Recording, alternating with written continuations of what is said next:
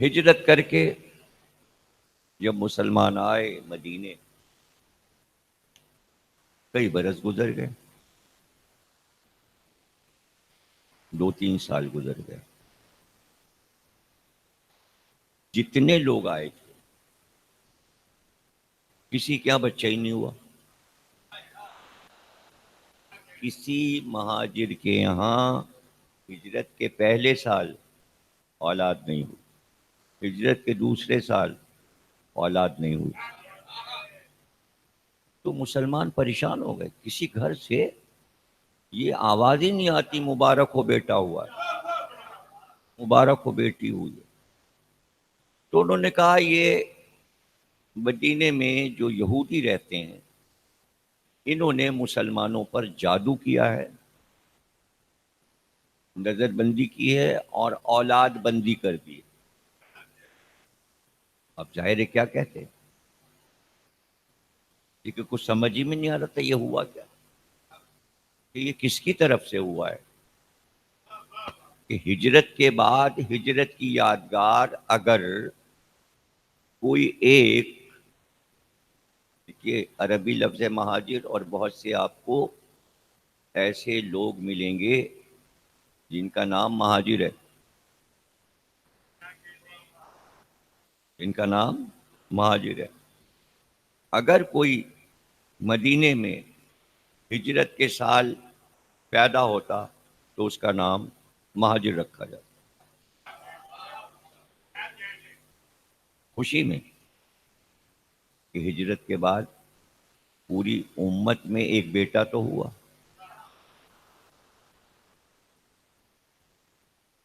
تو یہ ایک ایسی پریشانی تھی پوری امت کو. اچھا وہ یہ نہیں چاہ رہے تھے کہ ہمارے ہاں بیٹا ہو، وہ چاہتے تھے کسی گھر سے ایک آواز آ جائے اور ہم یہودیوں کو ذلیل کر دیں کہ تمہارا جادو کٹ گیا اور دیکھو فلاں گھر میں بیٹے کے رونے کی آواز آ گئی اور وہاں مبارکباد ہو رہی. تو یہ یہودیوں کا جادو نہیں تھا، یہ اللہ کا انتظام تھا کہ ہجرت کے بعد اگر پہلا بیٹا آئے تو رسول کی گود میں آئے. اب وجہ اب سمجھ میں آئے گی. جب امام حسن آئے تو انہوں نے کہا دیکھا ہم نے تمہارا جادو کاٹ دیا، ایک بچہ تو ہو گیا مہاجروں میں اور وہ رسول کا ہے، وہ علی کا بیٹا ہے. اللہ نے جشن حسن منوایا پوری امت سے.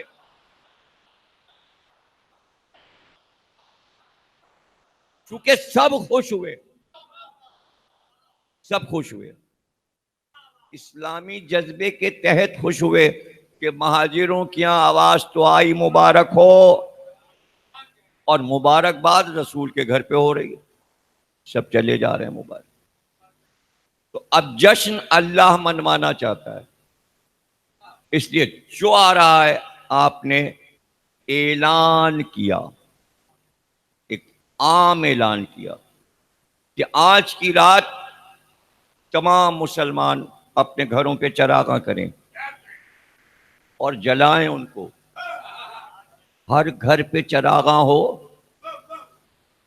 کہ ایک رسول کے گھر میں فرزند آیا.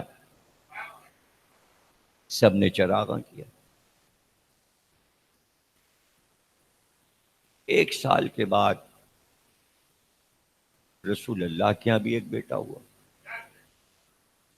جب آپ نے ماریہ قبطیہ جو مصر سے آئی تھیں ان سے عقد کیا، بادشاہ مصر نے خواہش کی تھی کہ آپ ان سے عقد کریں.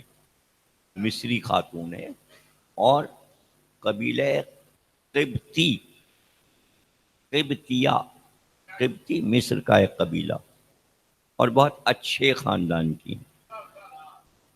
ان سے سرکار کے یہاں ایک فرزند ہوا، اس کا نام سرکار نے رکھا ابراہیم. بیٹے کا نام رکھا ابراہیم.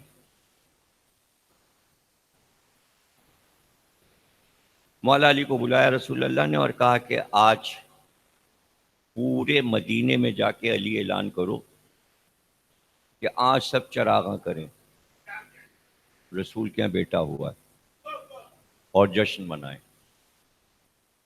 مولا علی نے بھی اپنا گھر سجایا اور سب کے گھروں سے جا کے کہا آج کی رات چراغاں کرو، گھروں کے سامنے چراغ جلاؤ، جشن مناؤ۔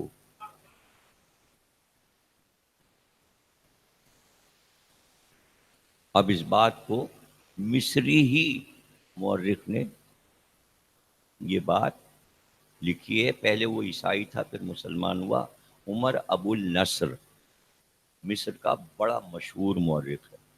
اس نے جنگ جمل پہ کتاب لکھی ہے اور اس میں یہ کتاب میں واقعہ کئی کتابوں کے حوالے سے لکھا ہے کہ جب علی نے جشن منایا جناب ابراہیم کی آمد پر اور حکم دیا، پہ حجرے سے آواز آئی علی ہم کو جلا رہے ہیں، چونکہ ہمارے بیٹا نہیں ہے تو علی ہم کو جلا رہے ہیں۔ جب علی نے سنا تو علی نے کہا کہ ہم کسی کو جلا نہیں رہے، جب ہمارا بیٹا حسن آیا تھا تو رسول نے جشن منایا تھا، اب رسول کے یہاں بیٹا ہوا ہے تو علی جشن منا رہا ہے۔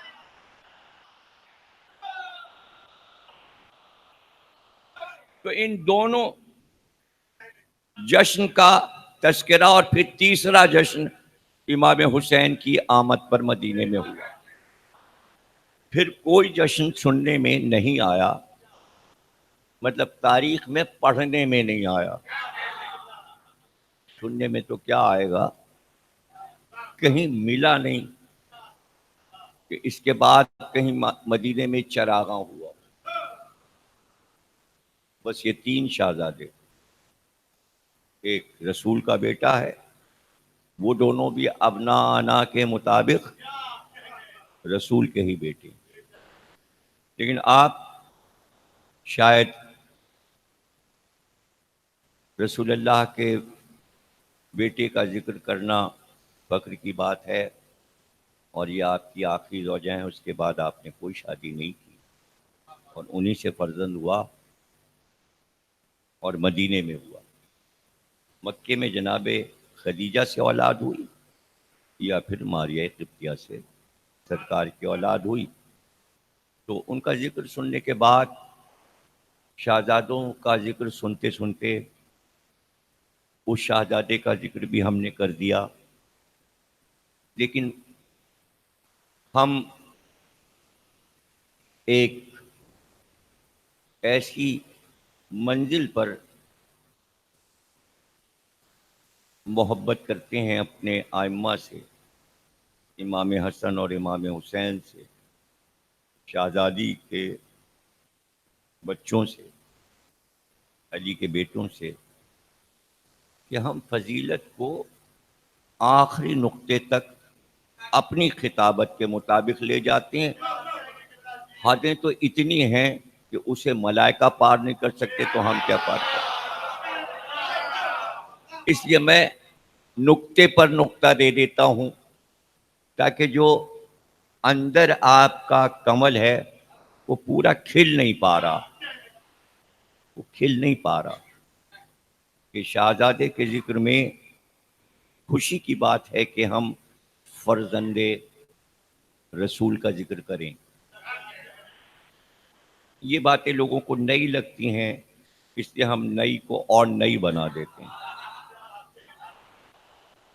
جب یہ آیت آئی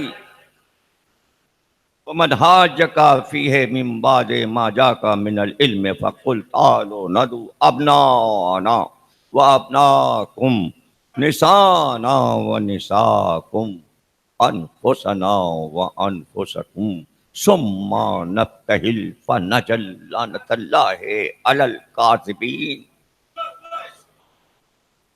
تم اپنے بیٹے لاؤ، ہم اپنے بیٹے لاتے ہیں، تم اپنی عورتیں لاؤ، ہم اپنے عورتیں لاؤ، تم اپنے نفس لاؤ، ہم اپنے نفس لاتے ہیں۔ اب یہاں پہ لوگ پریشان یہ ہو جاتے ہیں راہب کے بیٹے کیسے ہو گئے، امام حسین نے بیٹے، راہب تو شادی نہیں کرتے، راہب لوگ تو شادی نہیں کرتے تو بیٹے کہاں سے ہو گئے؟ اسے کہتے قیاس۔ قیاس کی ضرورت نہیں ہے کہ سب بحثیں کریں اور قیاس سے یہ ہوا ہوگا اور یہ ہوا ہوگا، یہ ہمارے یہاں حرام ہے. یا تو کسی سے پوچھ لو یا کتاب میں ڈھونڈ لو، اپنی طرف سے کچھ باتیں نہیں کرو. کیسا ہوا ہوگا، کہاں بیٹے، کہاں رائب، یہ کہاں سے بات آ گئی کہ رائب شادی نہیں کرتے. اللہ کوئی بھی بات بے معنی نہیں کہتا، معنی دار کہتا ہے. اگر راہب شادی نہیں کرتے تھے تو مباہلے میں سارے راہب تو آئے تھے، تو پھر اللہ نے ان سے کیوں کہا تم بیٹے لاؤ؟ تو وہ کہتے ہم شادی کب کرتے ہیں، ہمارے بیٹے کہاں ہیں؟ بیٹے تھے، جبھی تو اللہ نے کہا تم اپنے بیٹے لاؤ، ہم اپنے بیٹے لائیں. اب جب آپ کتاب تلاش کریں گے تو پتہ چلے گا آیت کے مطابق چونکہ وہ مباہلے کو مانتے تھے، سارے راہبوں کو اپنے بیٹے لانے پڑے. بیٹوں کے نام بھی لکھے ہیں، وہ بھی عورتوں کو لائے تھے، وہ بھی بیٹوں کو لائے تھے، نفسوں کو لائے تھے، ادھر بھی سب بیٹھے تھے. انہیں معلوم تھا مقابلہ ہو نہیں پائے گا، شرط یہ رکھی گئی ہے یہ بیٹے لے کے آئیں گے، ہم خالی ہاتھ جائیں. ادھر بھی عورتیں تھیں، ادھر بھی بیٹے تھے، ادھر بھی نفس تھے، جن کو وہ نفس سمجھتے تھے. اس کو بھی سمجھو ہو نفس انہوں نے. اللہ نے جو کہا تھا رسول نے نفس اپنے چچزاد کو سمجھا، اپنے داماد کو سمجھا، لی کو سمجھا کہ یہ میرا نفس ہے، لے گئے. اب وہ نفس میں کیا لائے تھے مجھے کیا پتا، یا پھر پڑھیے پورا مباہلے کا قصہ، پتہ چلے گا کہ نفس میں کیا لائے تھے. یا یہ پورشن آیت کا چھوڑ دیا تھا، بیٹے لائے تھے اور عورتیں لائے تھے. بیٹوں کے بھی نام لکھے ہوئے ہیں، جو چھوٹے چھوٹے بچے لائے تھے راہب ان کے نام لکھے ہوئے ہیں، اور وہ کس راہب کے بیٹے تھے یہ بھی لکھا ہوا ہے. تو اللہ ایسے تو نہیں کہہ دے گا کہ بیٹوں کو لاؤ. جب آیت انہوں نے سنی تھی شرط، تو کہتے اے رسول، اے محمد، اپنے اللہ سے کہو ہم لوگ شادی کب کرتے ہیں، ہمارے بچے کہاں ہیں، ہم کہاں سے بیٹے لائیں.